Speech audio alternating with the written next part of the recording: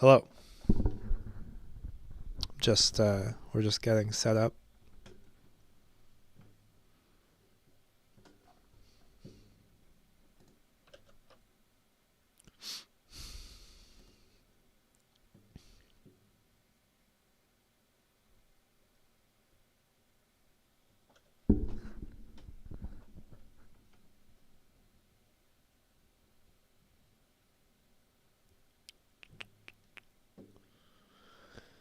Sound seems okay.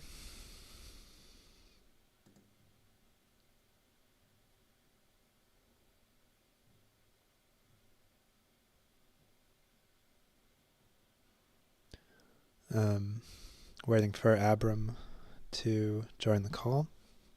If there's anyone listening live, you can, on YouTube, you can send chats, ask questions if you want.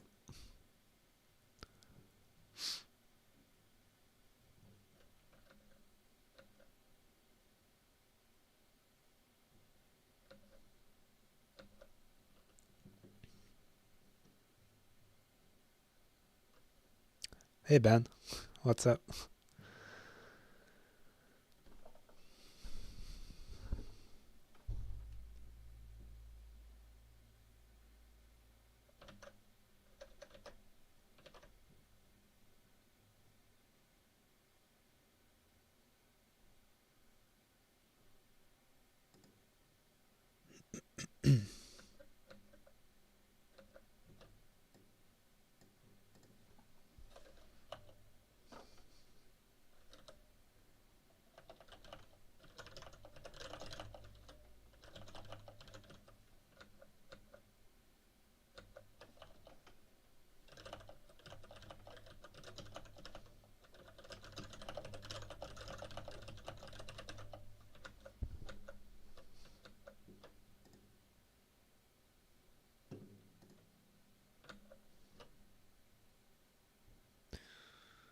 Yeah.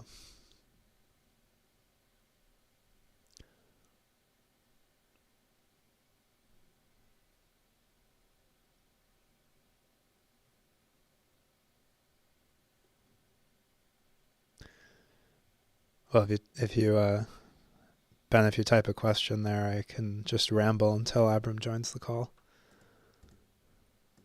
Or not.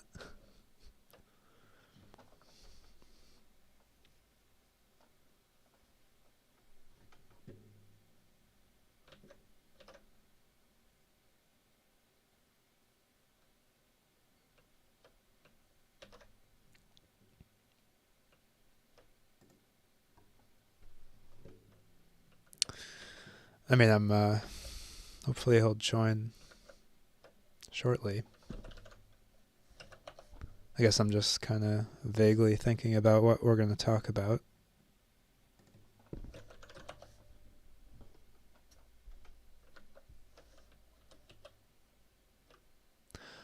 Oh, maybe he has a different Google Meet. I should check that we're in the same one.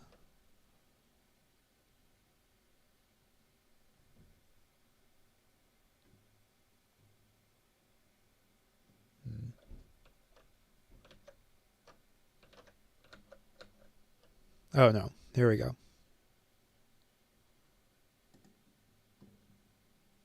Hey. So FYI, I'm live streaming. So just so everyone who's on the call knows, if you show your face or speak, it'll go onto my YouTube channel. I don't know why my video is not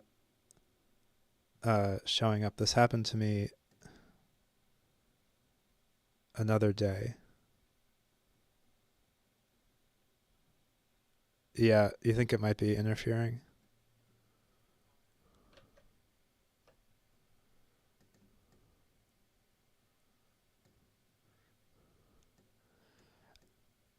Yeah, I mean, All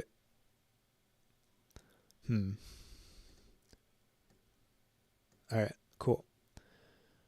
If you want, I think I'm just gonna. I don't want to like make everyone wait while I try to fix this. So on my if you want to see my face delayed, you can watch my YouTube live stream.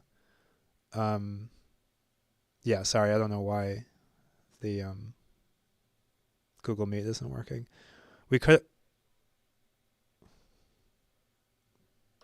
Yes, I can do that. Um,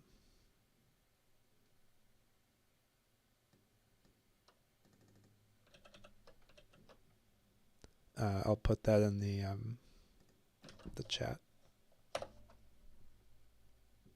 That should be it. Okay, let's get started. How you doing? Can you hear me all right? Cool.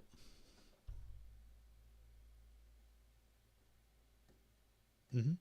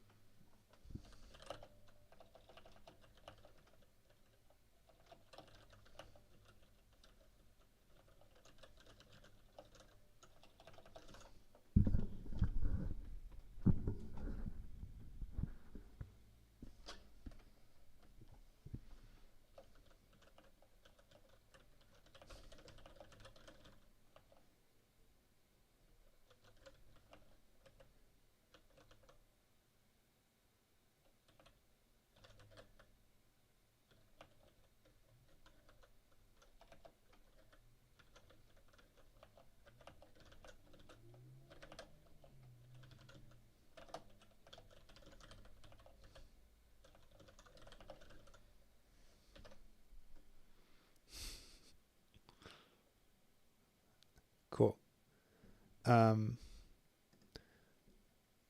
Why am I here? I'm here because so I've spent over a decade trying to, you know, do what seems good in terms of decreasing the probability that humanity gets destroyed by AGI, as lots of us have been working on. And, well, it just seems to me that basically plans that are intending to come to fruition in 10 years or 20 years or 50 years are all pretty neglected, and people both explicitly and implicitly, say to me that this is because they think AGI is coming very soon, like 2 years, 5 years, 10 years. And, I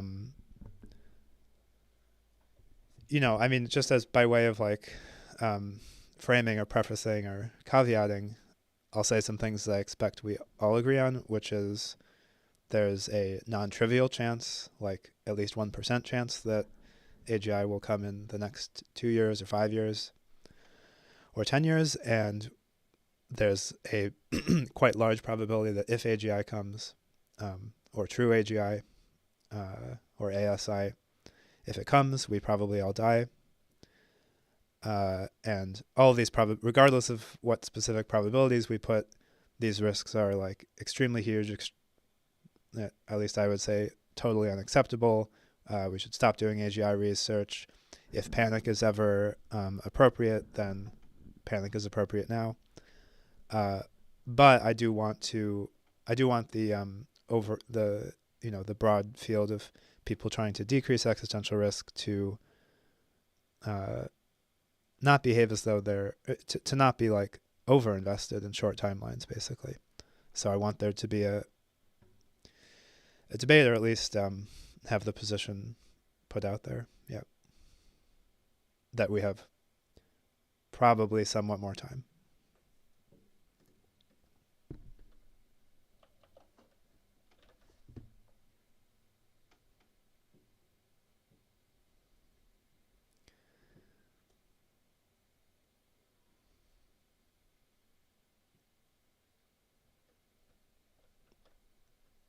Sounds good. By the way, Abram, I just, like right before we started, I shared to you a Google Doc we don't have to use it. I'm taking notes and oh no, okay.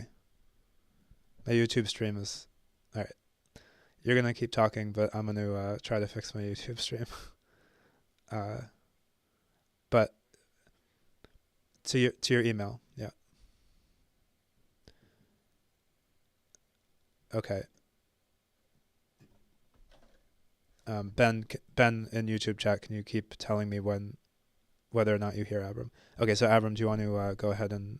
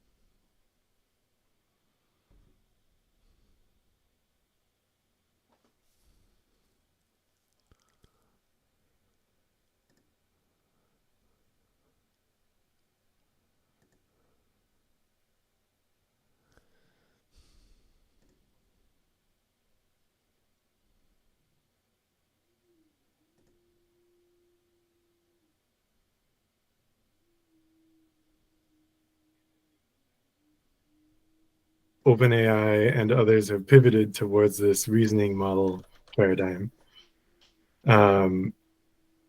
So the reasoning model paradigm is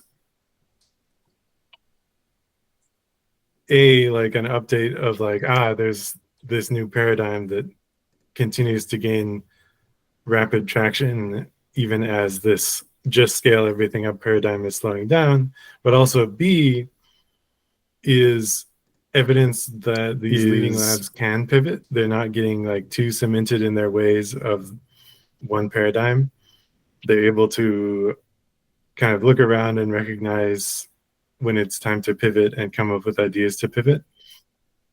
So in order for this trend of getting better and better at programming to continue, either reasoning needs to continue to pay out, RLVF needs to continue to pay out, or they're able to pivot to something else when it stops doing so.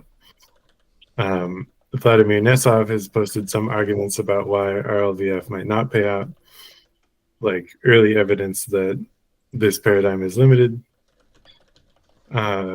Anyway, so then after this chunk of like programming continues to get better and better, which in the AI 2027 report is also associated with like planning horizons, effective planning horizons getting longer and longer, like able to continue to focus on tasks in a coherent way over longer and longer token streams.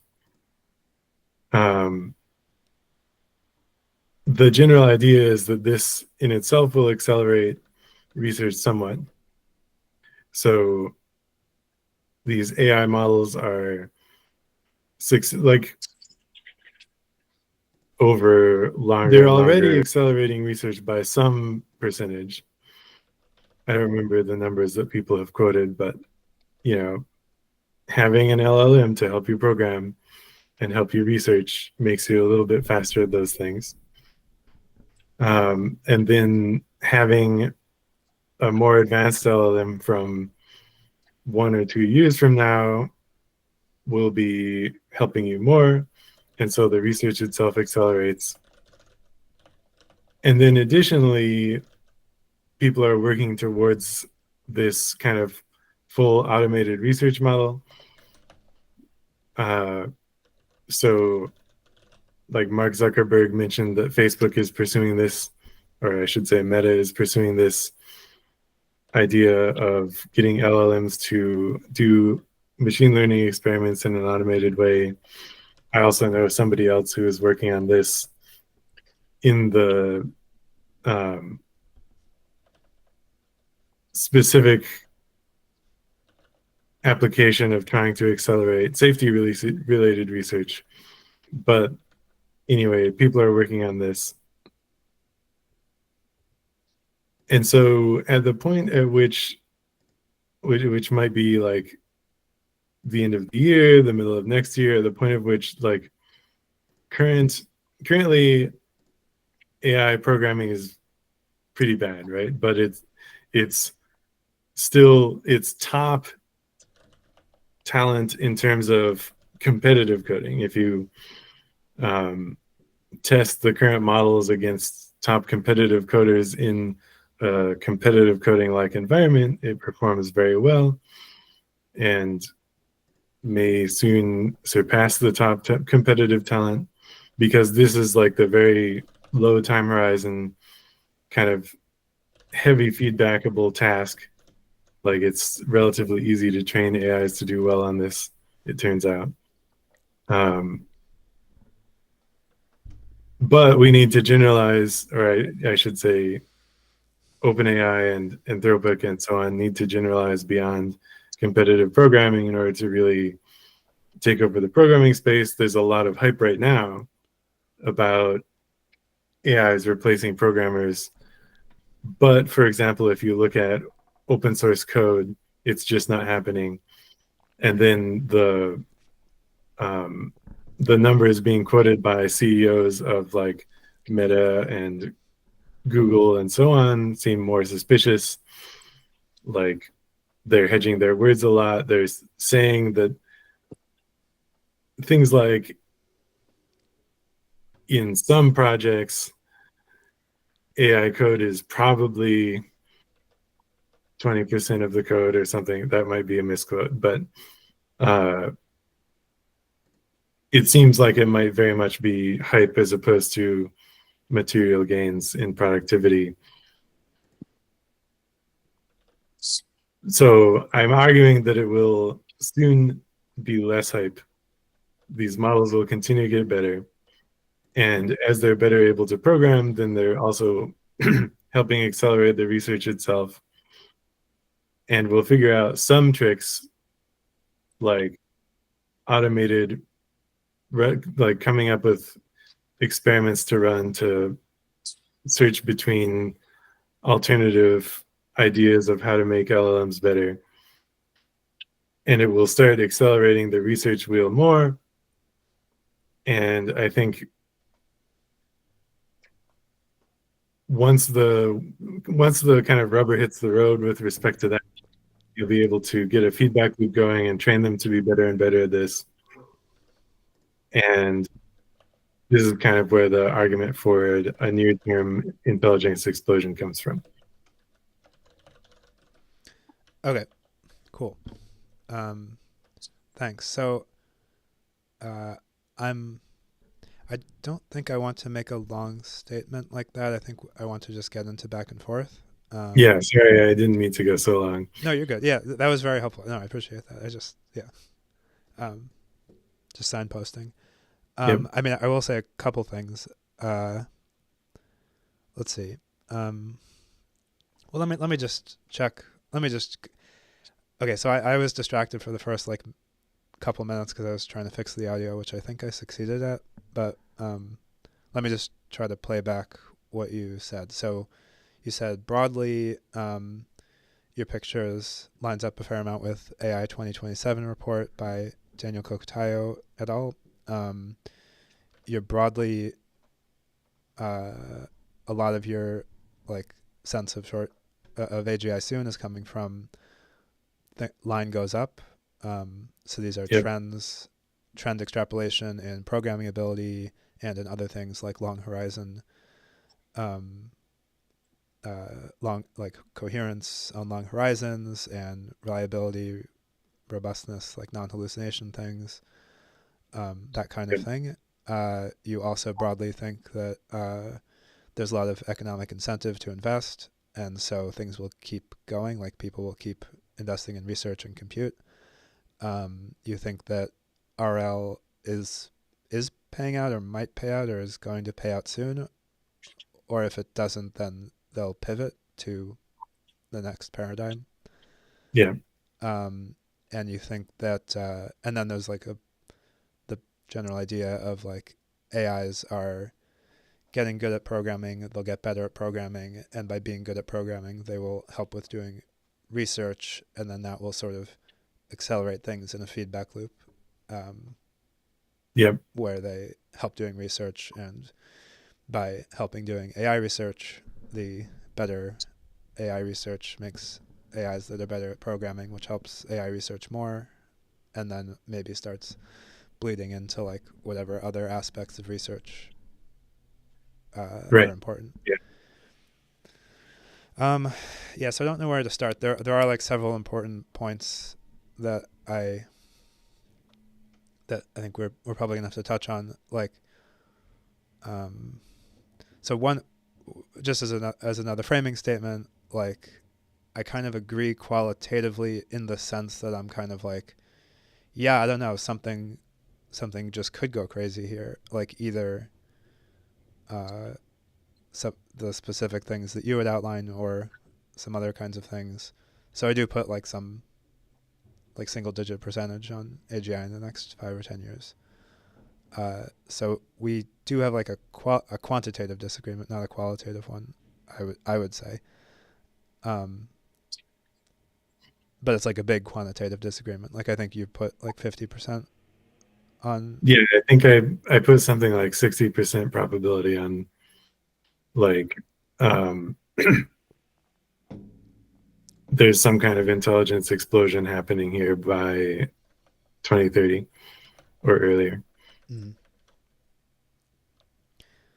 Um, and I think in the email that we exchanged, sorry, I don't want to quote you from there if you don't want me to, but I think that's okay.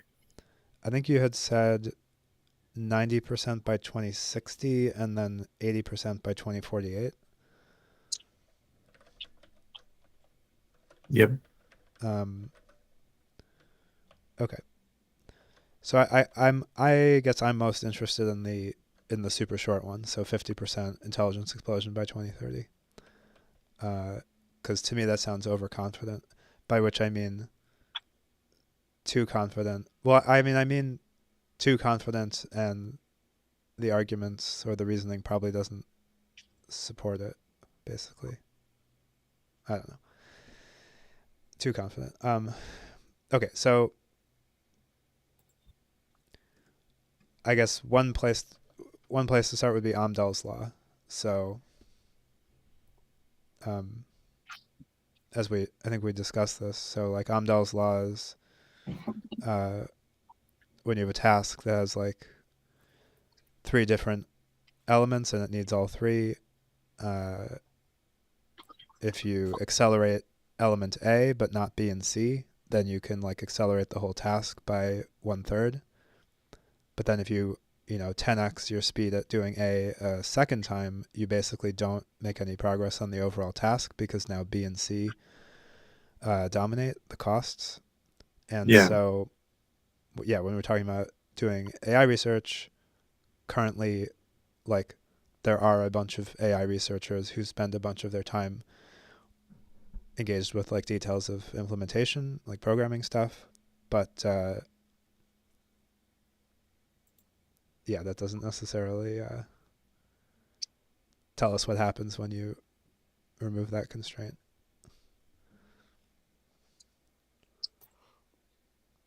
Sorry, I was a little bit distracted by the chat. Yeah, so I guess we could go with an, I don't know what the the number would be, but we could go with a number like 1/3 for how big of a chunk of the research work programming is, maybe. Do you think that's wildly off? Or I guess, does anybody think that's wildly off? Wait, I'm sorry. Can you repeat that? Um, what chunk of the research is just programming? Okay, wait, sorry. I want to, yeah, I need to reframe this because, let me say this. Okay.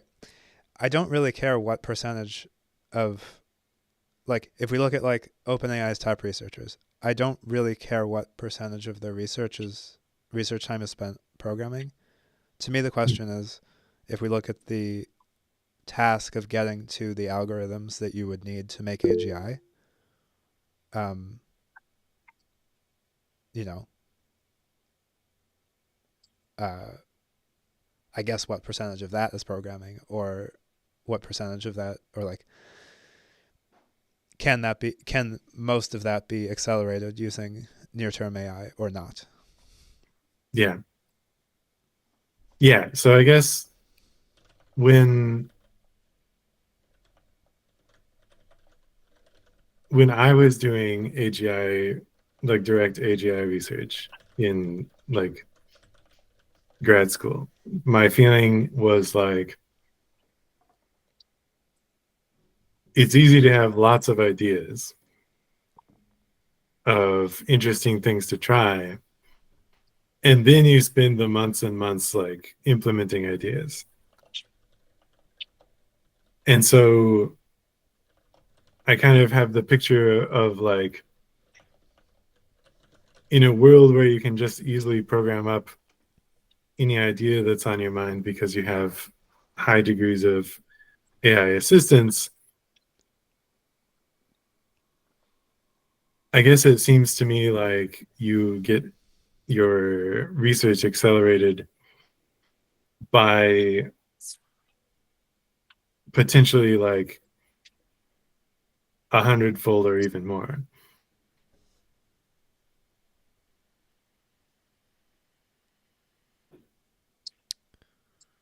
Because you're like having all these ideas, and suddenly like something you thought about for 5 minutes late in the evening, you can just go and like prompt your AI to try it and then see how it does overnight. Mm-hmm.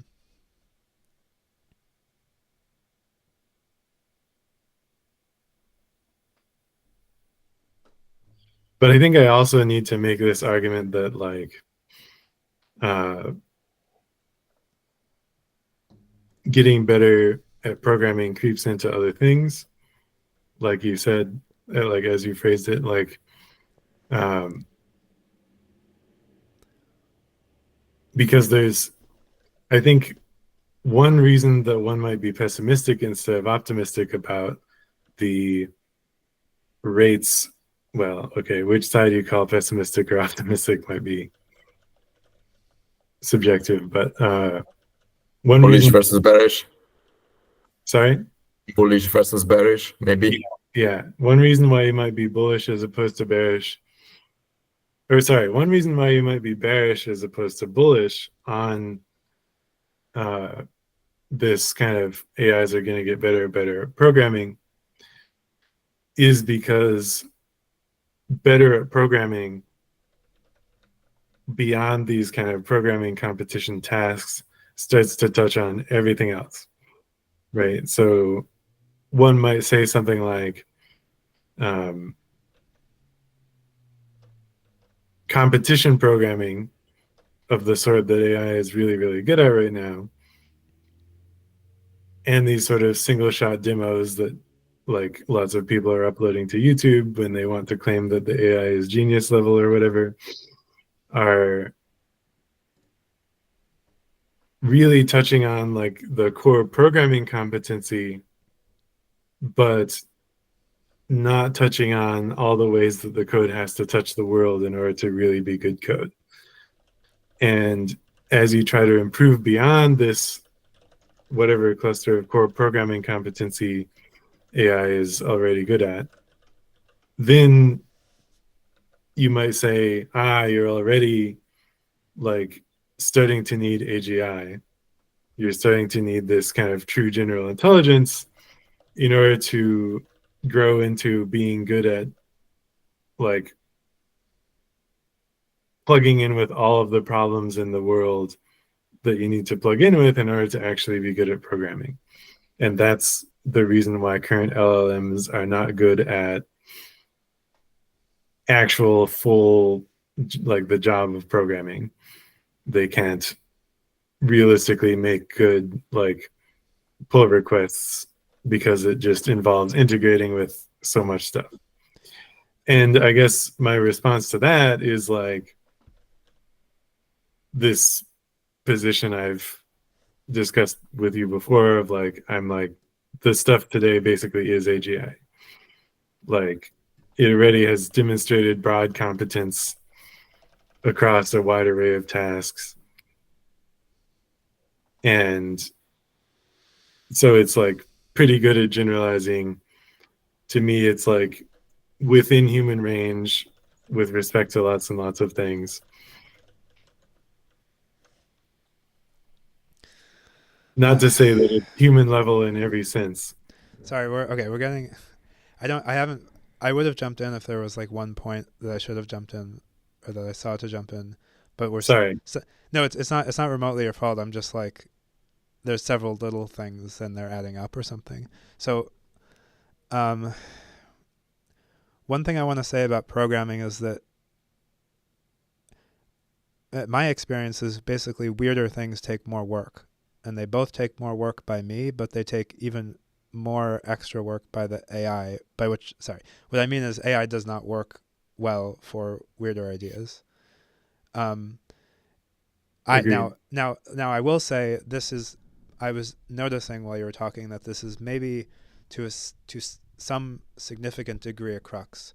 So what I mean is, if it were the case that I don't want to put words in your mouth, but at least the vibes I got as your lovely voice washed over me was that like it's sort of like an all-purpose kind of like first-year grad student or something, where like I kind of like whatever idea I have, I just kind of like go and we have like a short meeting, like a 10 or 20-minute meeting, and the grad student kind of like gets the idea and then goes off and like implements the thing and like solves problems involved in the implementation.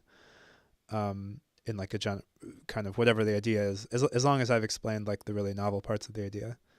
Now you maybe were sort of meaning this when you mentioned the question of like, well, the AI has like a core competency with programming, but then doesn't know like a bunch of other stuff about the world or how to touch the world or something. So maybe that's what you mean, but I guess like I'm sort of like I'm somewhat wanting to double click on what we mean by this general competency and sort of asserting like if that were the case, like if the AI was this grad student who could implement whatever idea I had, that probably would push my timelines up a fair amount. We have an issue with like a practical kind of update where if you come back to me in 3 years and you're like, hey Svi, by the way, OpenAI like fired 90% of its engineers. That doesn't necessarily update me that much. I guess like we would want to know more details, but like very plausibly I would just be like, oh, okay, well, yeah, it turns out OpenAI was doing like pretty stereotyped research, like not like mostly not very interesting stuff. Like mostly they were doing stuff that's yeah, very stereotyped, like all the same sort of thing. Like it was all like I have a slightly different neural architecture, or like, you know, architecture of like how many different experts do I have in my mixture, and like what's the exact shape of their, like how many layers did they have, and blah blah blah. But Maybe like here's there, this whole but different gradient algorithm. yeah, and there is some amount of creativity, or like you know, there's some amount of like non-trivial work involved in implementing that and like pushing it into your actual like compute cluster shaped algorithm. But it was like pretty stereotyped, not that surprising that you could end up, you know, glomming together LLM coders and doing it. And that wouldn't update me all that much on timelines overall, because I'd just be like, yeah, they weren't doing that interesting of a research program, and now they're not that interesting of a research program faster. Mm. But if it was more like this sort of not creative but highly adept grad student, first year grad student, general engineer, that plausibly would push up my timelines basically for the reason that you said, like people could try a bunch of ideas faster. So I think it's sort of like, can people try ideas faster? Well, what ideas can they try faster? I would tend to expect that the more interesting the idea, the slower it is to test. Like I've more or less never done AI research in particular, but from my general sense of both coding and research, you know, like the actual interesting things involve a whole lot of like interleaved thinking and updating and tinkering and adapting, and it involves like interleaved like real thinking, what I would call real thinking. Maybe you'd reject this, or we have to talk about that, but like when humans are doing real thinking, that's the parts where I'm going to look at and say I'm skeptical that AI is replacing that right now. Yeah, I think we probably need to talk about that. I mean, I think like I often say the people who say that current AI is not human level are putting pretty crazy high standards on humans and need to talk to some actual humans. Like, I think that current AI does not match like the best experts in probably any given field. But as for regular humans, it's like either close or surpassing regular humans in lots of things. And in particular, I'm like, the sort of stochastic parrot kind of model that people talk about when, I mean, maybe, you know, this is straw manning your position, but to the kind of stochastic parrot model, I would say like, well, that's what humans are largely doing as well, right? Like, I don't think that's what humans are doing. I also don't think that's what LLMs or current AIs are doing. I mean, would we call AlphaGo a stochastic parrot? I don't think that makes any sense. But it's not an AGI. I think LLMs are a combination of several kind of, okay, not that I claim to understand how. I wouldn't call AlphaGo a stochastic parrot. Right. I'm saying people who currently call LLMs a stochastic parrot,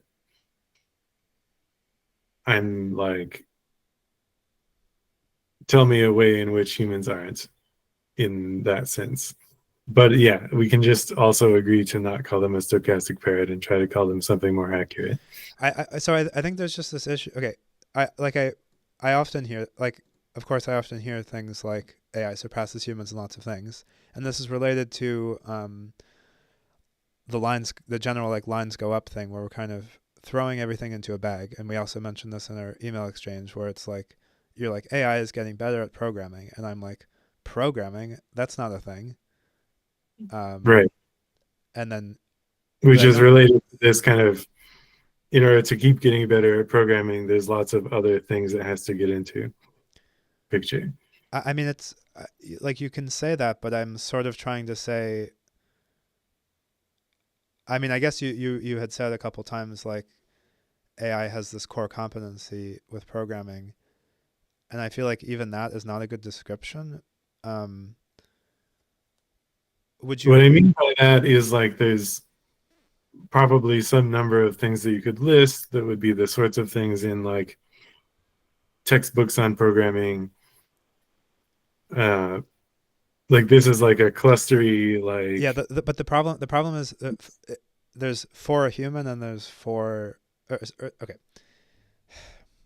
When you want to get a human to have what we would call core competency, or okay, when you say core competency in programming, what I think of is the things that a human understands who is able to do these tasks. Does that make sense? yeah. And then to me, I think that involves a fair amount of stuff that AIs that I don't think AIs do have. Um, does that make any sense? I feel like I should give examples, but I'm not. But it's going to be a bit of work to give examples. Yeah, maybe examples are the best thing. Uh, my initial reaction is kind of, I'm not sure if when I was saying core competency, I might have meant like the things that AI have. But yeah, this regardless is an important question of like, what's the difference between the sort of core competency of programming that AI currently has versus what would constitute core competency in programming for a human?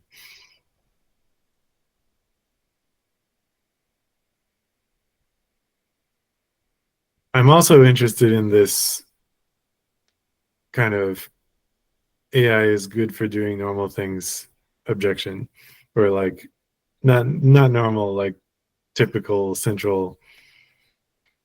Like I've very much had the experience of if I'm talking to Claude about category theory, then so long as I stay within certain lines of existing knowledge, then it's pretty good. I mean, really good. Like I can have a long conversation about category theory where I'm asking questions and getting meaningful answers and checking the answers against other sources, and it just hasn't made any errors yet.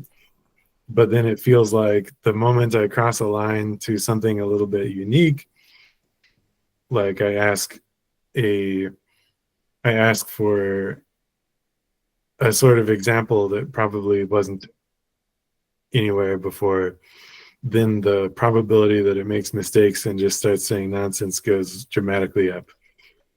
Whereas if I had had a similar conversation with a human, then I wouldn't expect that. I'm so sorry. I missed one chunk of your sentence. When when is it that mistakes go dramatically up? Did you characterize that?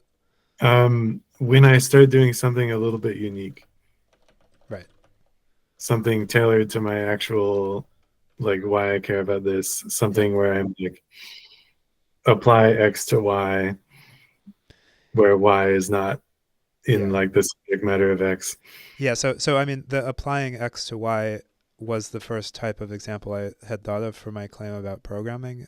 Um, but I couldn't immediately. I just didn't immediately think of like a more concrete example. But yeah, like a human who learns how to program could would kind of like, I don't even know what, um, might like start like, okay, maybe an example would be like I used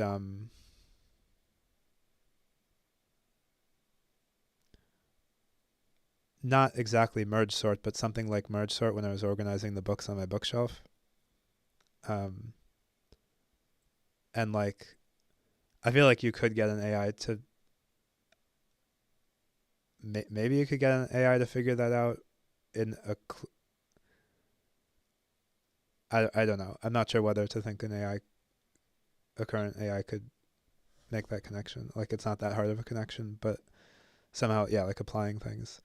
I Somehow, mean, being in the context of sorting books, it's going to think in a different way than that. but yeah, your examples, your general set of examples with category theory seems on point. So what do you make of that? Yeah, I mean, it feels kind of confusing to me. It's like, uh,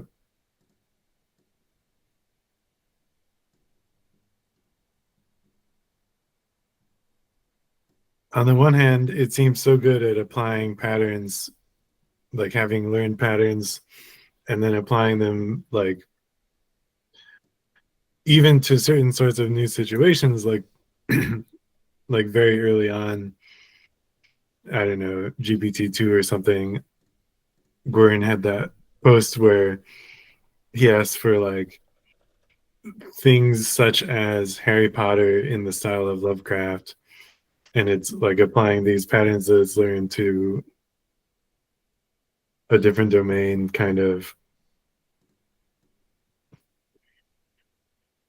And it's good at this kind of creativity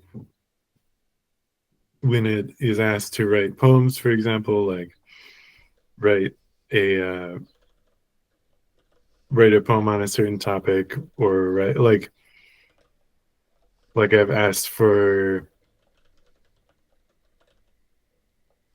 a rant against some particular cognitive bias, but in the style of the Declaration of Independence, things like this. Mm-hmm. And so I feel sort of confused about why it is so bad in other cases where you're applying a pattern outside of its usual domain.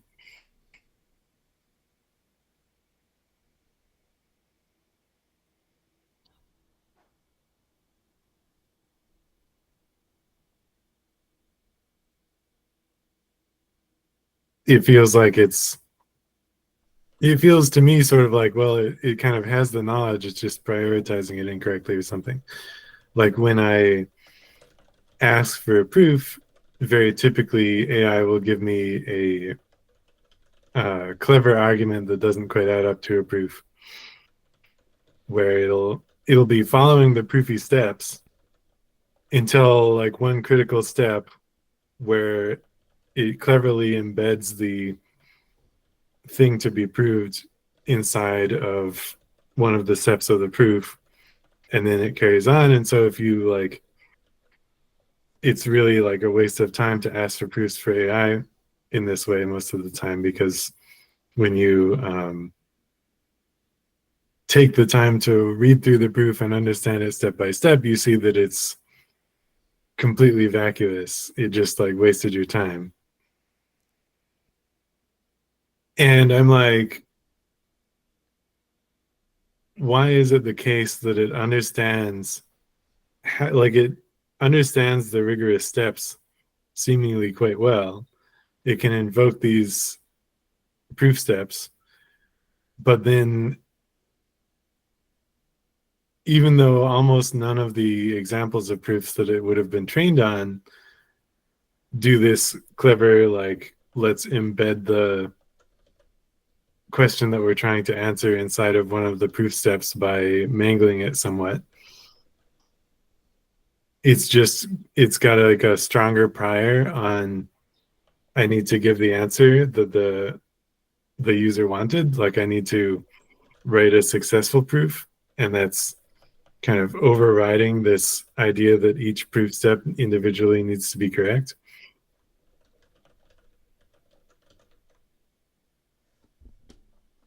And I feel like I don't understand why it does that.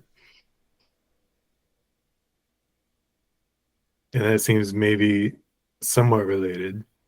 I don't know. Maybe that's unrelated.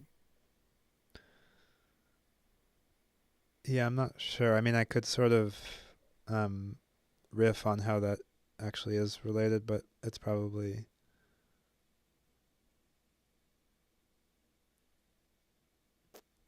I don't know if that. Yeah, I don't know if it really is.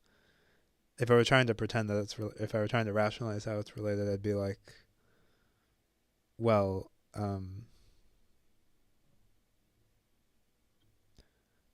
like constructing a proof that has valid steps. The way you get good at that is by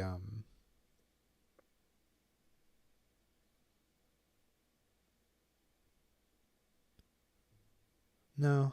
I was gonna say like in the moment error checking, but yeah, why can't you do that with chain of thought?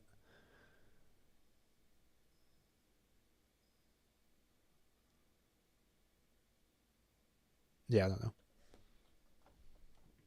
Yeah. So I'm kind of like, this is one of the things that I think might change soon with chain of thought in terms of like,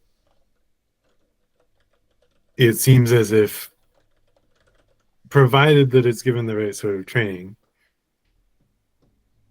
which seems possible, like it should, like, because chain of thought is pretty computationally powerful, so long as it uses the chain of thought correctly, it seems as if it should be able to start correctly applying mathematics to examples that are not the typical examples that textbooks always apply it to, because it seems to me like it should have this like individual proof step sort of competence inside of it. It's just not being elicited by the current training. Yeah, I guess that's the connection. My claim is like, Okay. my claim is like it actually has the patterns to kind of reason correctly. It just seems like maybe when you apply mathematical subject A to mathematical subject B, then, or non-mathematical subject B, then the kind of correct proof steps for subject matter A seem to get kind of washed out by heuristics for case B. Similarly to how when you ask for proof of a novel theorem, the desire to uh, give you the end, like the bottom line that you requested, the answer that you wanted in the end, seems to wash out its competence at individual proof steps. Hmm. Um, But it seems like it does have that competence at individual proof steps. I mean, I want to make sure I'm not saying there's some global mathematical competence at individual proof steps. Like, there are broad rules about what is allowed in a proof, like logic, set theory, but of course, a proof in an individual specialty will have proof steps that are acceptable within that specialty based on like mathematicians don't actually go down to set theory with everything.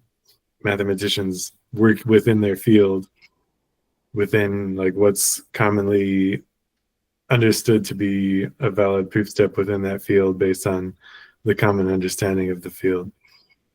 And so that's what I mean when I say this competence at individual proof steps. okay, I think I'm getting a little. Um, can we just zoom out one step? Are you trying to support something like?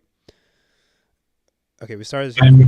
I'm trying to support something like the models already in some sense have the competence, and it's not being But yeah, but elicited. right? But are you trying? Yeah, I think I follow that part. But are you trying to generalize that to like a whole bunch of like everything? or a bunch of stuff? Let's see. Like I guess I how we guess got here nothing. was okay. Go ahead.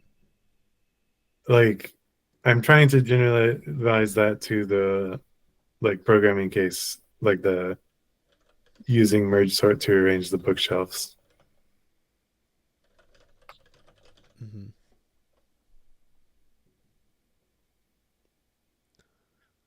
Hmm.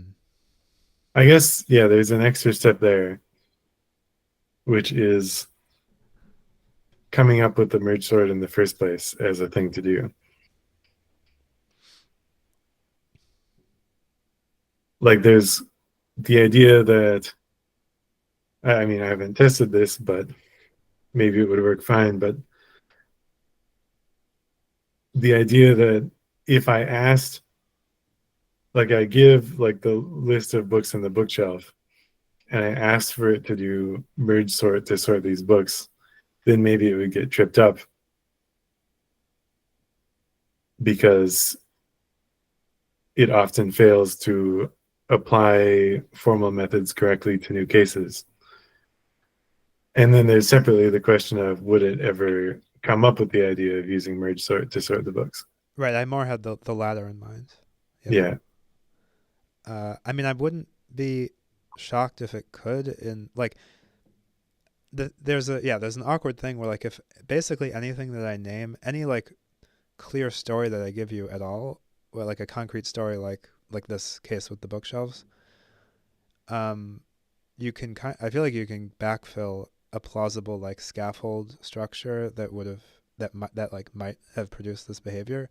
So like in this case, we could be like, oh yeah, well I had like I had like a robot and then I like told it, and the robot's like controlled by an LLM plus some scaffolding, and I like told it to sort the bookshelves, but then the part of the scaffolding was that there's another AI that's kind of like watching everything that's going on and critiquing it and being like, is there a way I can do this better, like faster or less expensively or with less damage? And like if we have the scaffold, then like that AI might have said one thing we could try to do is do it faster, and like how, and then maybe that AI, or maybe there's another AI that like is trying to figure out how to improve the things, and it's like, oh, how do you sort? Well, what are we doing? Well, we're like trying to sort the books. Well, how do you sort things faster? Well, we could. I seem to recall that there's such a thing as merge sort. Can I merge sort this? And then like it figures it out. Yeah. I recall something about I don't remember. This might have been in Zv's newsletter. It might have been something else, but an idea that often, if you ask your question in a more abstracted way, then LLMs get better at it. Like, first asking how to do division and then giving the specific division problem instead of just giving the division problem, for example. Then it will have a greater tendency to actually follow the division problem or the division algorithm. And so similarly, if you first ask, like, how would you sort books or something like this, and then give the specific books to be sorted, then it might have a better time. Or you could be like, how do you sort things? And then how do you sort books? Right. The exact. It's not Svi's newsletter, Steve. It's Svi, SVI. Sorry, ZVI. Yeah. Sahil has had his hand raised for a while. Do we want to call on? We can. Oh no! Wait, it says he has to run. Oh, I can be here for a minute. Can you hear me okay? Yeah. Go ahead. I think I raised my hand earlier, a long time ago. I think when you were talking about trying to come up with what the difference is between a stochastic part or something, and I was wanting to make a point about it doesn't matter if anyone in this moment can explicitly articulate it. if you are someone who worries about shallow alignment techniques, then you are aware of this issue of shallow integration. You're aware that even if you get the AI to speak nice things, it won't do nice things. Similarly, even though it can sort in code, it might not be able to sort a bookshelf or something. So you're aware of the problem. It might be hard for people to talk about it. And I know Abram has an interesting take on this, or many interesting takes on this in the past that might not apply to Abram, but more generally. So the fact that we can point to that should be enough. But the other things I had in the comments was just that relevance realization is one of the terms that Abram and I have talked about. That's from, I think, creditable to John Vervaeke. And I think he does say, maybe he doesn't, the relevance realization is the hardest thing or something, or is that's the main thing. And even has a paper about how machines can't do relevance realization because so and so, and the arguments are not very, I don't think you'll find them very convincing, but I think the conclusions are basically right. Anyway, it was great listening to you though. I'll see you all. Thanks, Sahil. Yeah. So basically, I guess, okay, Sahil's gone, but to check with you, Abram, relevance realization means like what it sounds like the bookshelves thing, or like, yeah, generally being like, oh, like this particular case is like a example of this general abstract category, which I know how to deal with, or this particular case is like analogous to some other case which I've dealt with, but now I can see that they're analogous and that there's some abstract way to shuttle ideas across the two domains. Or like, oh, I've just like come up with the solution and now I want to go back and solve one of my 10 problems that I carry around with me in my head to look like a genius. Yeah.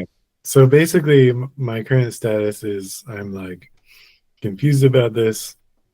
It seems to me as if like I have some intuition like I don't know why LLMs are so bad at this, but they are. I think they are. Obviously they do lots of like small types of relevance realization all the time. But I want to drive home the point there. Like, yeah. Could you just to check that we agree on this, like,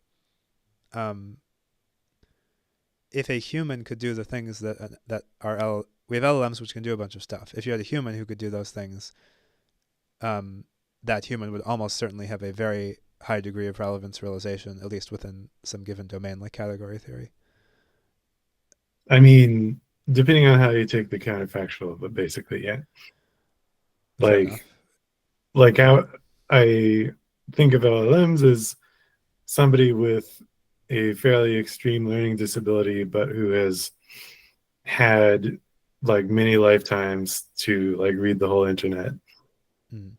And so I don't know, maybe that person wouldn't, but because of their extreme learning disability, but like okay, basically. So you say it has an extreme learning disability, but has had many lifetimes. And then in terms of timelines,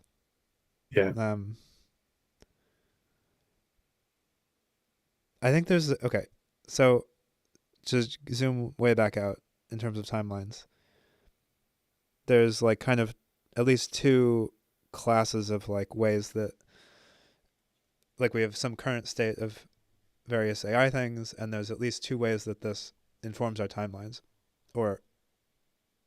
informs our timelines.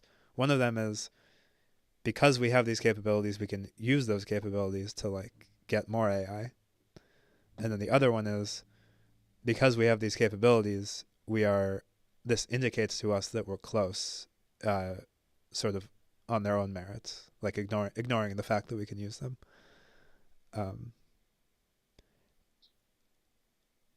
Do you agree with this distinction? And if so, can you,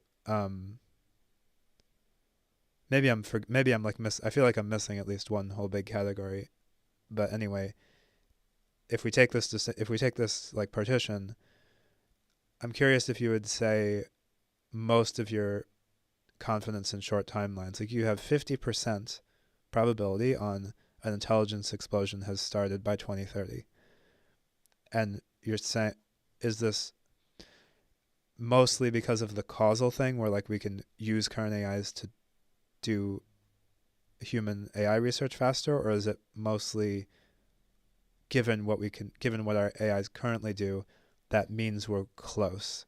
So I could kind of operationalize. I think we may have even done this in our chat some weeks ago, where like if you imagine, maybe we didn't. Anyway, if you imagine we keep doing our AI research, but we're not allowed to use current AIs, and we just keep doing normal human AI research.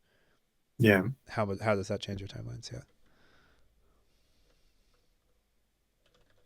So I think that my kind of earlier vacillation back and forth was primarily of this kind of what AIs are currently doing means that we're close kind of a picture, as in I was seeing LLMs kind of go through developmental stages, so to speak, of where they seem to have like the linguistic competence of like a 3-year-old and then a 7-year-old and then a 12-year-old or whatever. And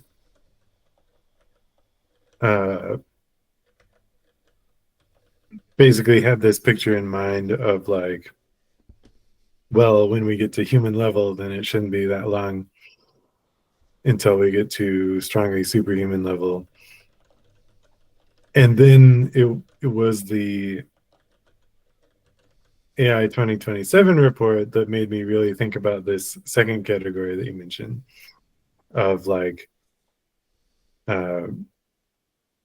it doesn't have to get to, or like the current line of research doesn't sort of have to achieve strong AGI by itself. It's already started to wrap around and accelerate itself, and this in itself seemed like ingredients for an intelligence explosion.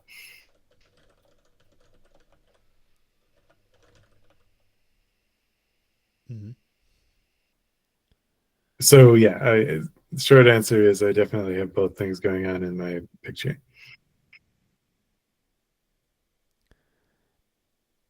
Okay. Is there this may be like a dead end or not interesting or hard to answer, which is fair enough.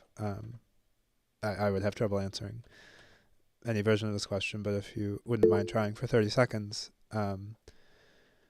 Right. yeah, like what would you suppose that we have all the current AI research still is going, and there's even like let's say just like the current level of like economic or social investment, vaguely whatever that means, but AI No. researchers are not allowed to use LLMs or yeah, current AIs. Yeah, interesting. Okay. What's the timeline?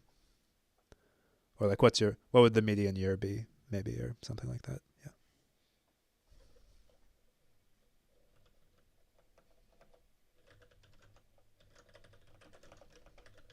I'm think like my initial thought is something in the range 2040 to 2045. But it's not very well considered. Yeah. Okay, thank you. So that's pretty significant.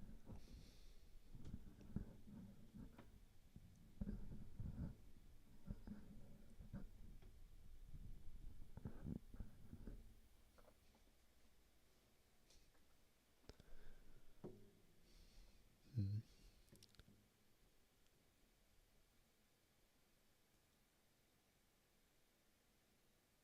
Like it feels like I'm not like totally shocked by 2035 in that world, but that's more like 20% or something. Hmm.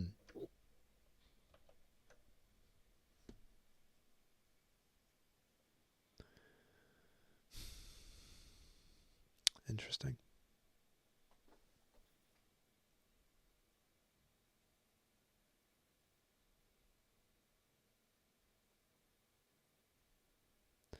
I'm wondering if I can ask the the other way.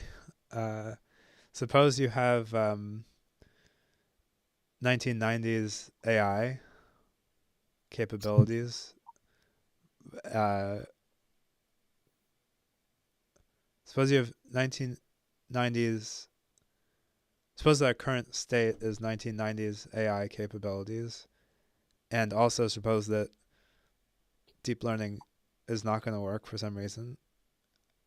But you have like a horde of like 10 million first year grad student programmers, and you have a ton of compute power.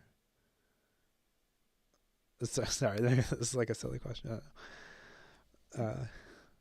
Yeah, I think I'm something like AGI soon in that scenario. Like,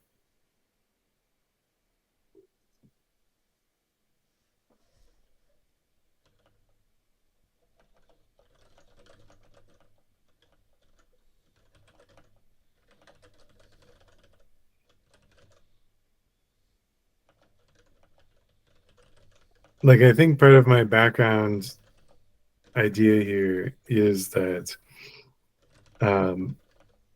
although there's a lot to understand about intelligence, we don't need to understand a lot of those things in order to hit on approaches that just kind of scale up.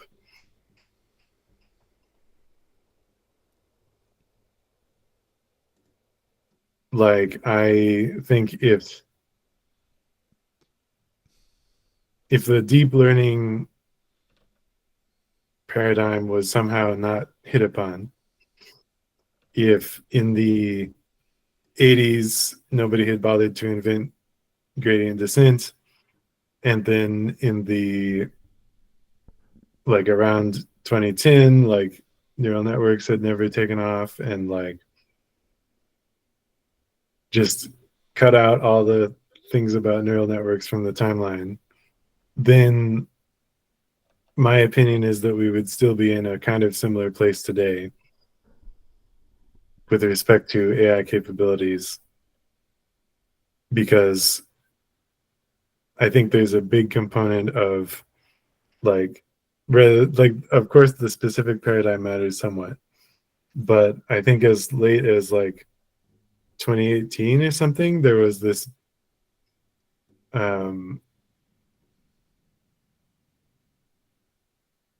maybe a little early, maybe 2016, but there was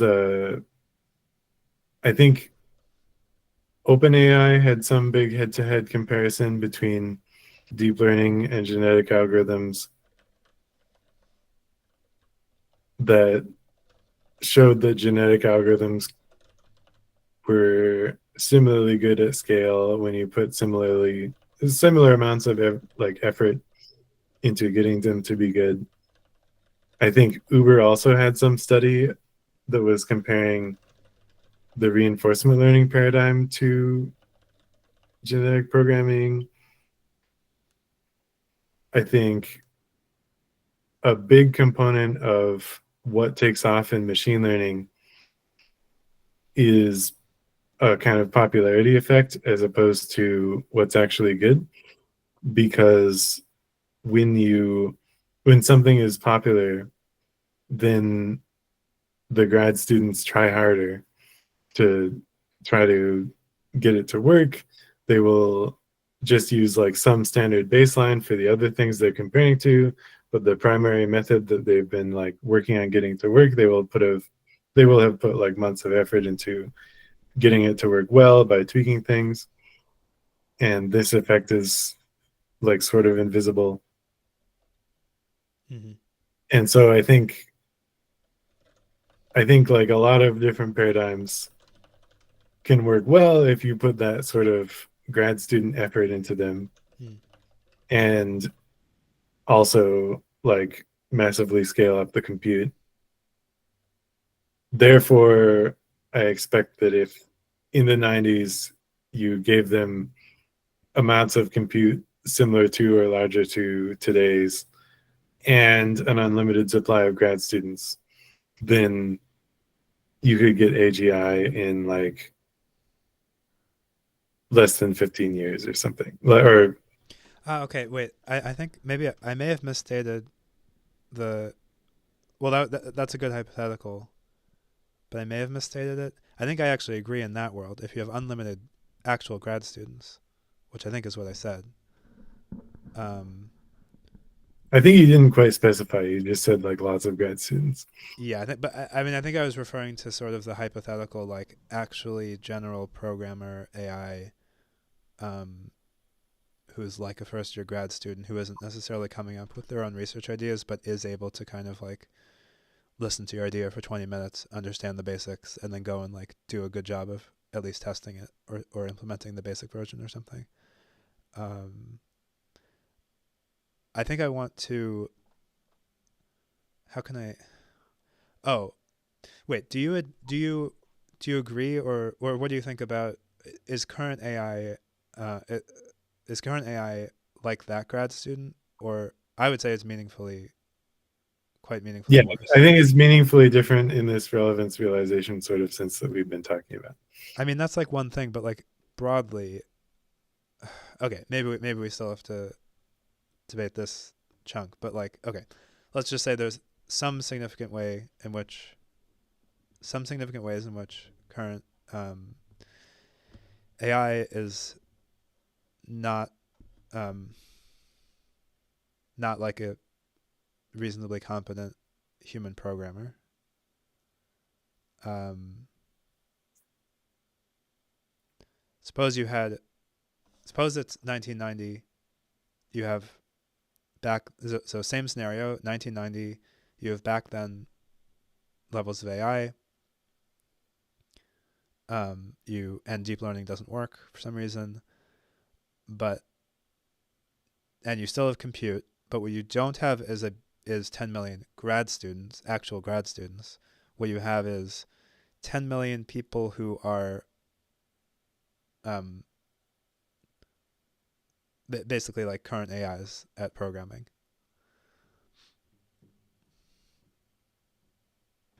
Then what? Then what do we think? Okay. Yeah. By the way, after this, I do want to hear your answer, but then maybe I'm thinking we should just check if people want to have a comment or ask a question. I see Steve Peterson has his hand raised. Yeah, that Um, sounds good.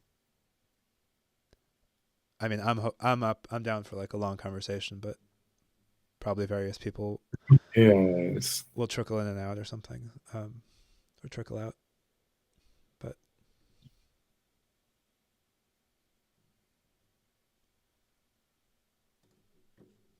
Yeah, I don't know. I think it accelerates things somewhat, but I'm not sure how much.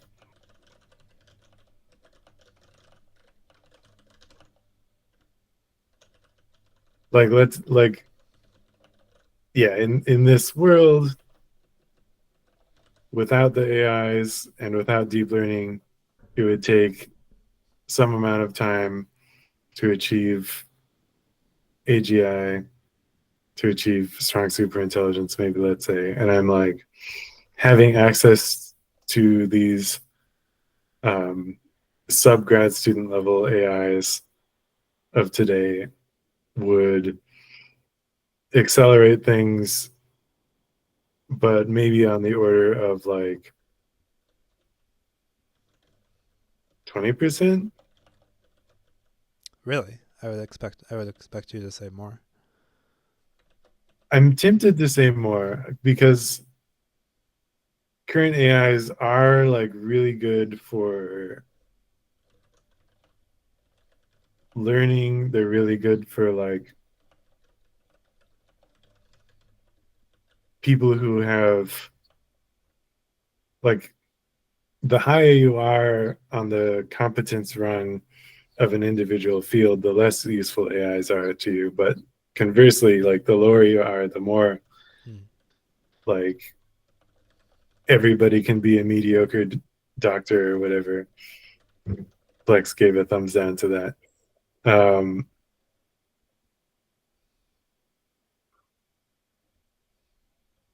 and so maybe there's a big effect from like lots of people having access to this and therefore being able to start getting in the game and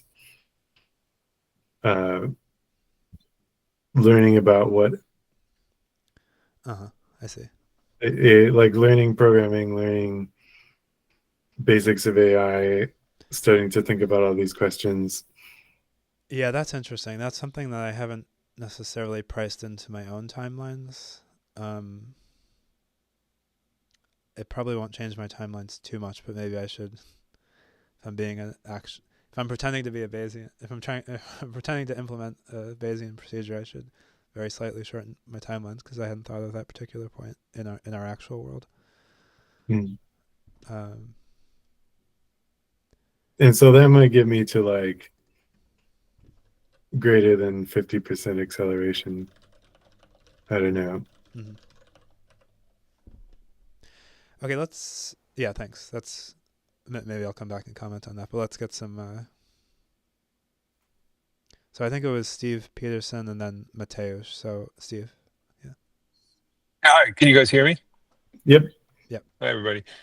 Thanks. So I don't know what to think about these things. I'm not much for timelines, but I've had similar experiences to Abrams on my own research where it's like good in the middle and bad on the frontiers.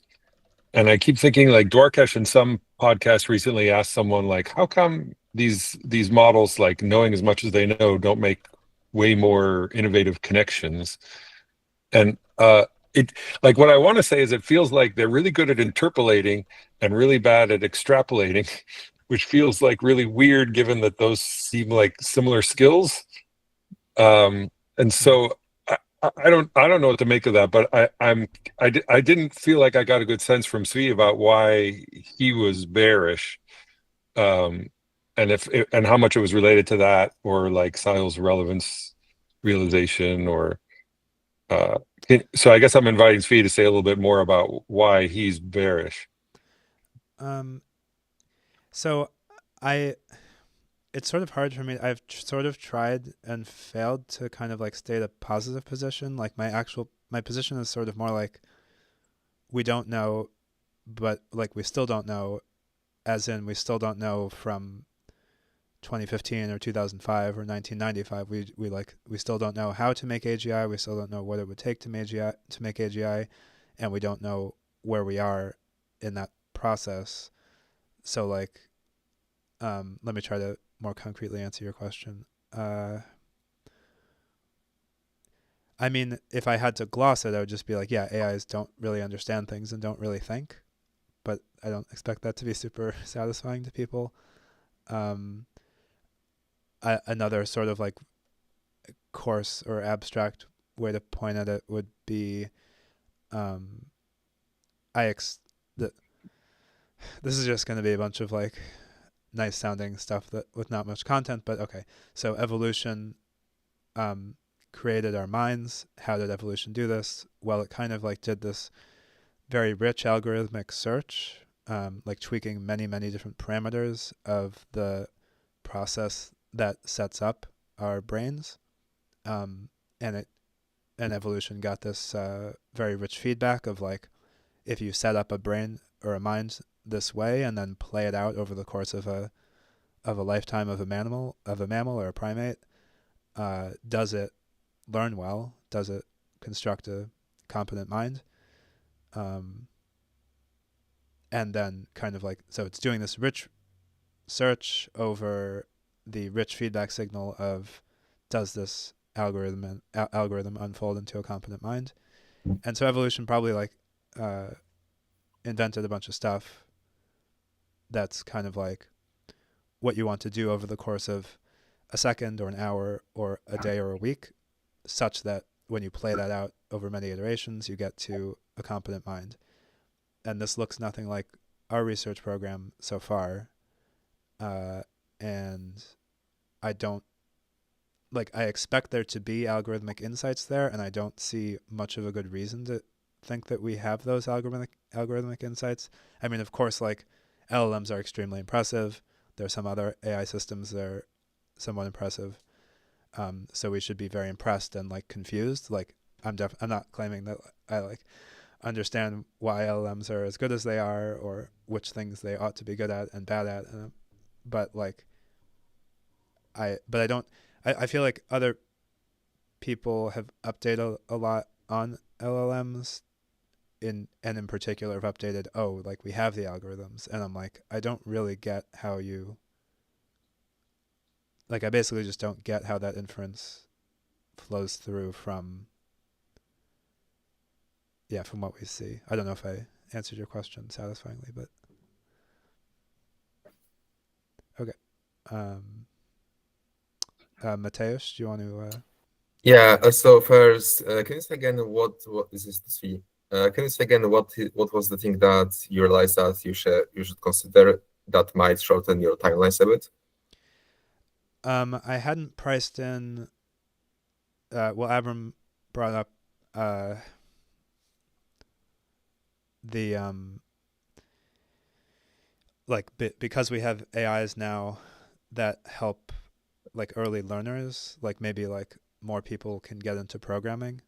Oh, okay. And so there'll just more people into programming, into AI.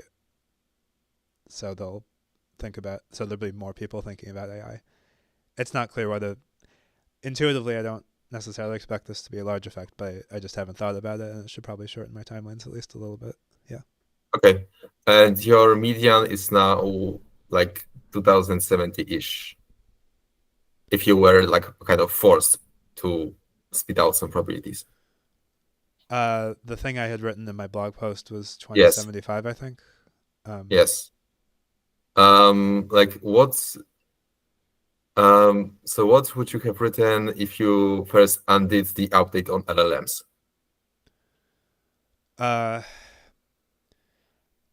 Well, to be honest, I didn't have timelines before LLMs, so I can't give like the actual answer to that.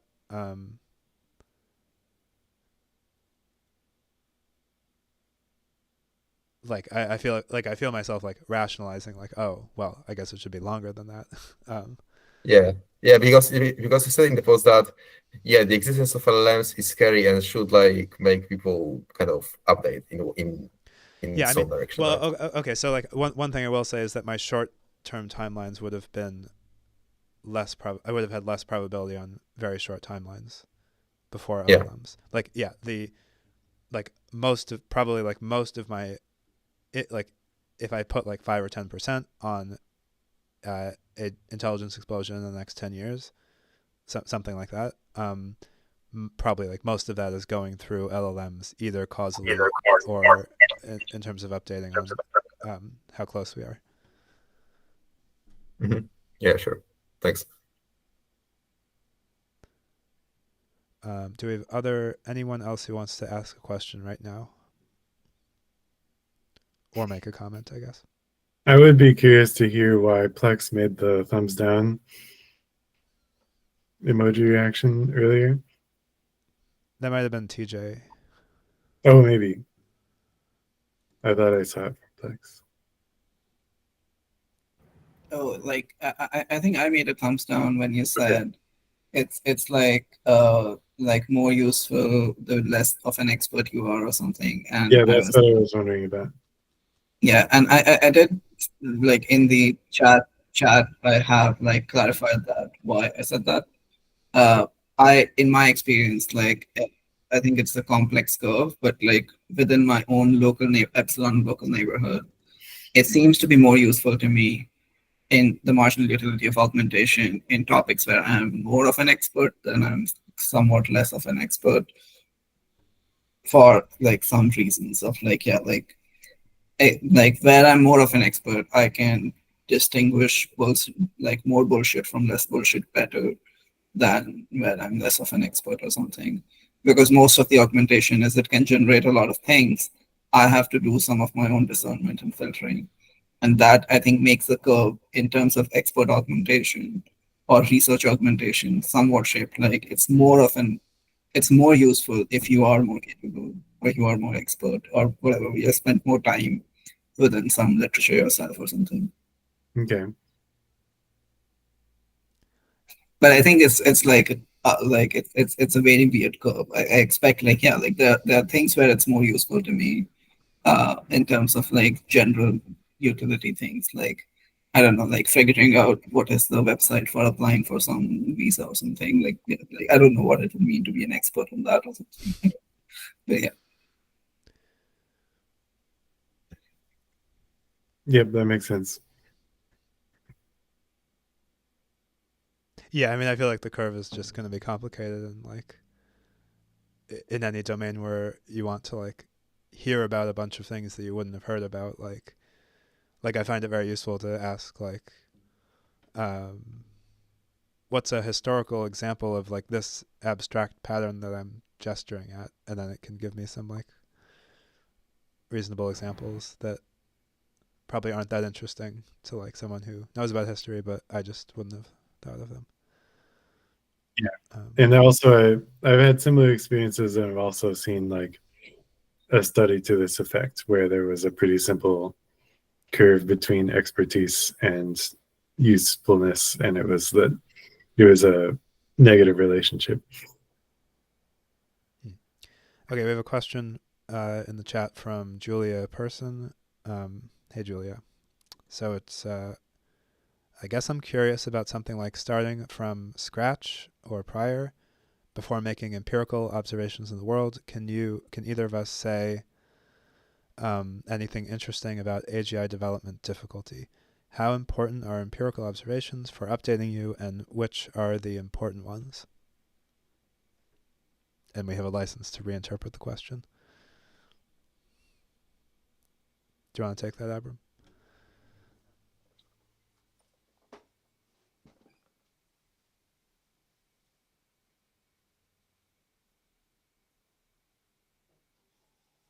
Yeah, so I guess a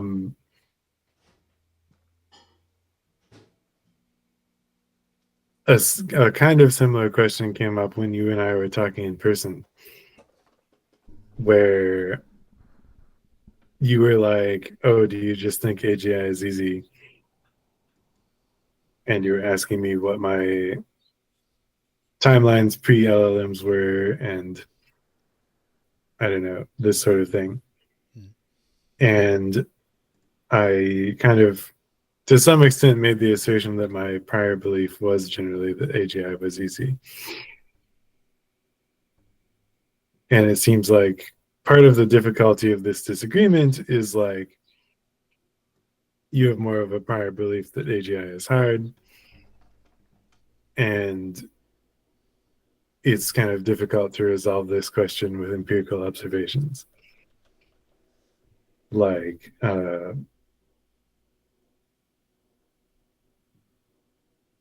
use the analogy of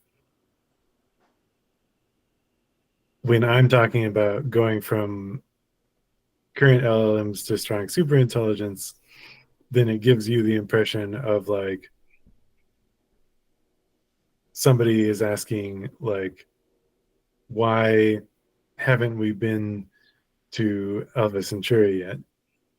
And then somebody else starts talking about like current moon rockets and how current moon rockets could be built better. The distance between the moon and Alpha Centauri is just so far that it doesn't even seem relevant. Whereas to me, I'm like, the distance between LLMs and like strongly superhuman intelligence just kind of seems short. It's like, I'm like, we're at roughly human level. We just have a little further to go to be like strongly superhuman. And this is kind of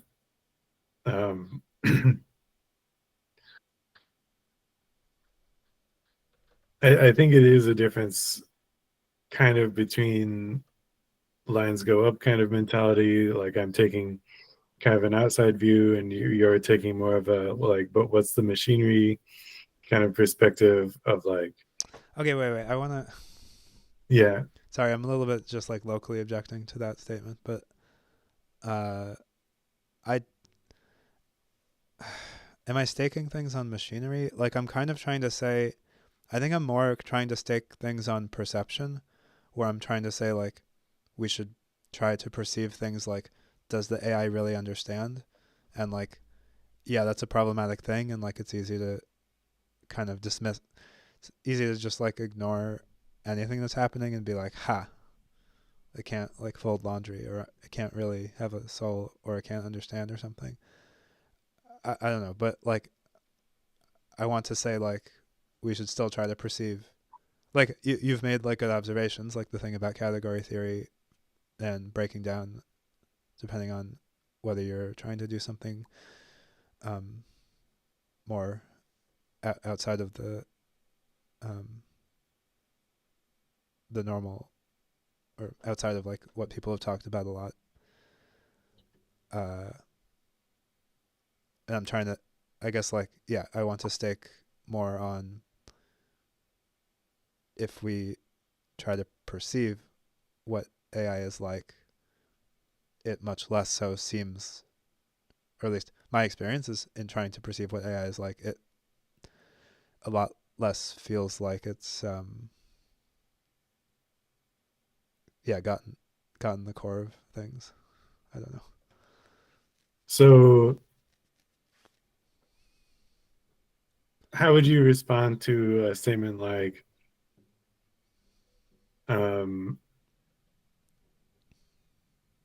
LLMs clearly have a world model in some relevant sense? Is that the whole? Yeah, certainly in some relevant senses. Yeah. I guess I'm thinking like something that Sam Eisenstadt said to me at some point was he could imagine doing all this interpretability work and figuring out how to pull out like the representations that LLMs are using, and that if you did so, then those representations would be obviously impoverished in some way,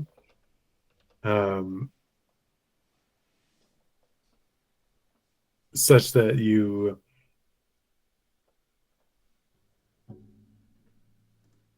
I don't know, like you like the flavor I got, the sense I got from Sam was something like you might be not using full first order logic, you're using like some particular fragment that can do a lot of things, but like is maybe unable to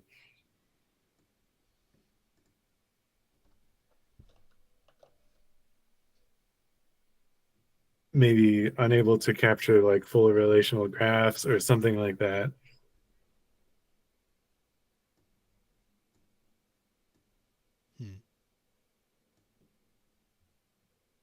Like there's some type of world model there, but it is like somehow importantly impoverished.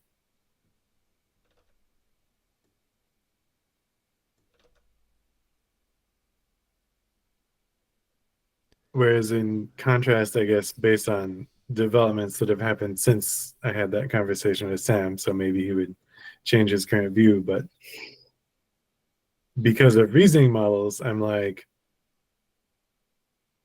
it can just like memorize a bunch of stuff. That's fine. Like, I think all of us agree that it can like memorize answers to particular questions.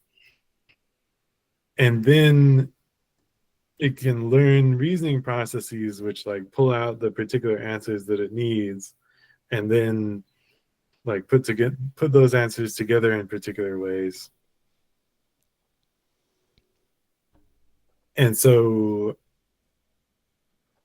I currently don't see a good argument that it has this kind of really limited representational capacity. Or rather, I feel like I could argue against such arguments. I'm not sure I'm following, or slash I'm not sure I accept the. I'm not sure I accept the framing of like a model or a representation. So like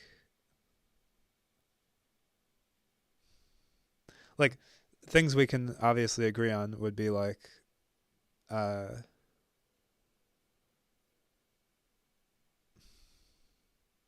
like you can there's a whole bunch of stuff that you can read off from the internals of the AI, like Paris is the capital of France, and what the flag of Azerbaijan looks like, and like who wrote categories for the working mathematician, and there's a ton of stuff we can just read off, or not. Maybe we don't know how, but like one could, in principle, read off.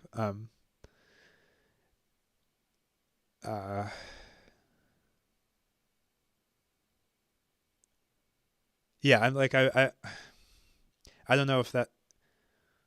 I don't know what we mean by a model or representation. Like from my perspective, it's sort of like the interesting thing is the context that a mind is giving to its like models or representations.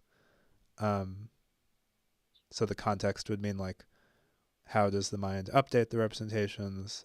What does the mind do with the representations? Like, what skills does it have?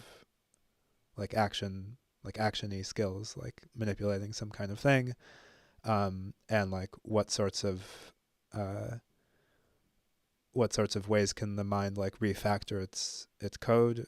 It's like the code that makes up the representations, so to speak, or like refactor and like generalize. Like you can kind of just like sit in your armchair and think about your ideas, and then like come up with new ideas. Yeah.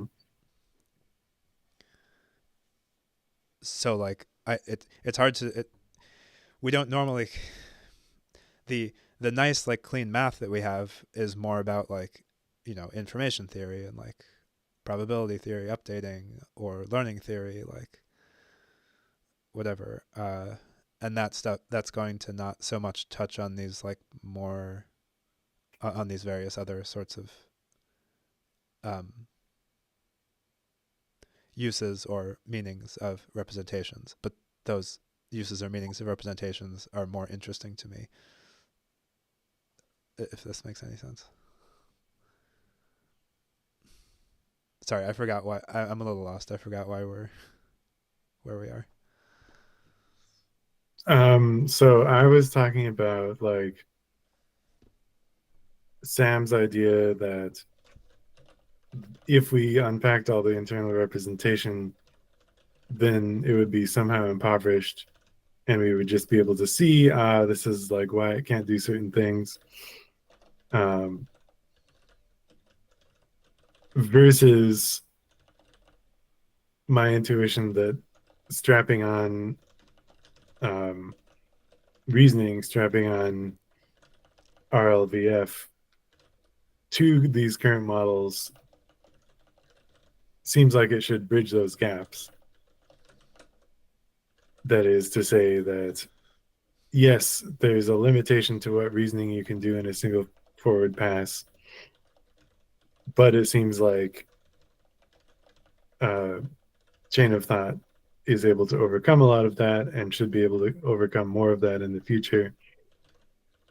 So as a particular example, with this like relevance realization type question that we were discussing before, it seems to me like,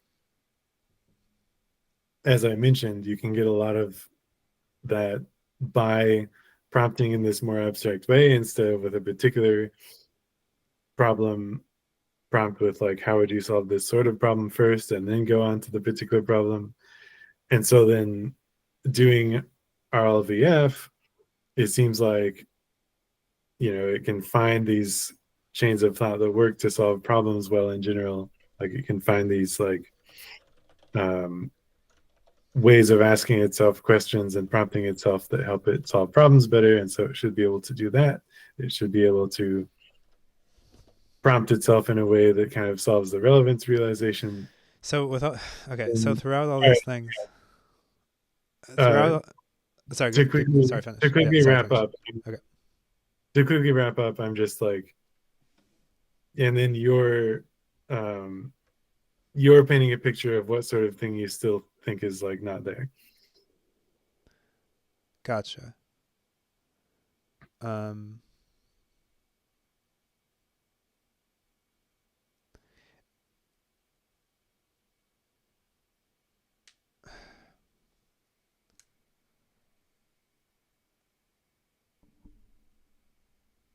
Yeah. So with all these, or maybe I want to get you to say more. Okay. So, some type of RL can look at chain of thoughts and find the ones that work. I'm just like, would you agree that this is some type of like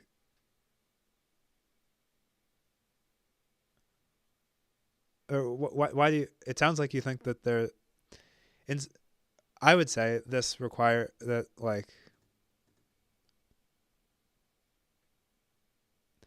that requires like some subtle algorithms which we don't know or don't have. And furthermore, like, not just we don't know them or have them in our computers, but also like we don't know how to have them or something. Like, we don't know how to write down a model class which could like feasibly, or we don't necessarily know how to write down a model class which would feasibly discover these algorithms. And then I hear you saying, like, in this particular case, but also in lots of cases, it's like the I guess the abstract form of the argument would be like, you're like, here is a way in which a certain type of information or feedback could flow into the AI that we're training. Like long horizon task feedback, or improving math theorems, or being consistent, or whatever. Or in this case, chains of thought work to extract some type of information. And then, so the general form of the argument is here's like a way that we can have this feedback or information flow into the AI that we're training. And then the conclusion is, therefore, we're probably going to get it really soon. And I'm just like, wait. So this is not logically valid, but it could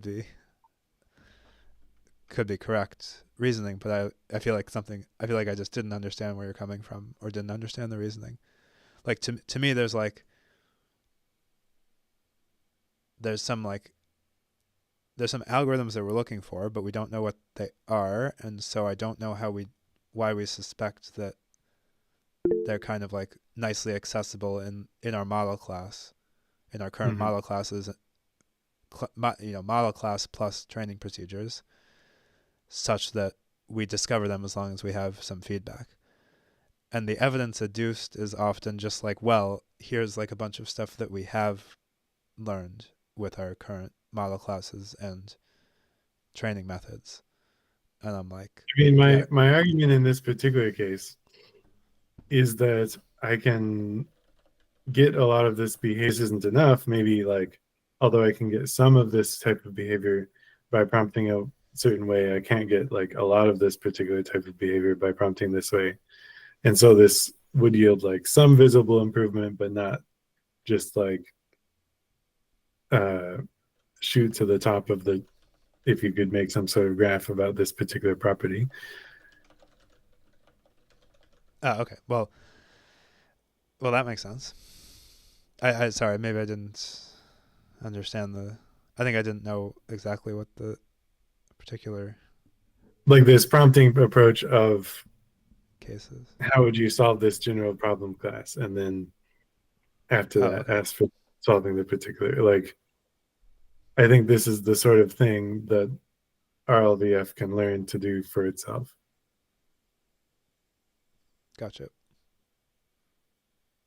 And I think that so this debate reminds me a little bit of what Connor Leahy said on a podcast like 2.5 years ago about his experience of debating people who are like very skeptical about AI risk in general, and they go and like after 2 or 3 minutes of thinking, kind of, yeah, but we can solve this problem by this and this and this and this, and then he brings another one and another one and another one, and for each of them this person comes up with some like particular solution, like a generalized futurist whack-a-mole argument, which is something like, okay, but see how many of these problems I just brought up, and you found like some kind of solution for each of them after after like a lot of stuff that we don't know how to solve in advance. You can say that, yeah, but like we can train the model to solve this and this in this way, but this also,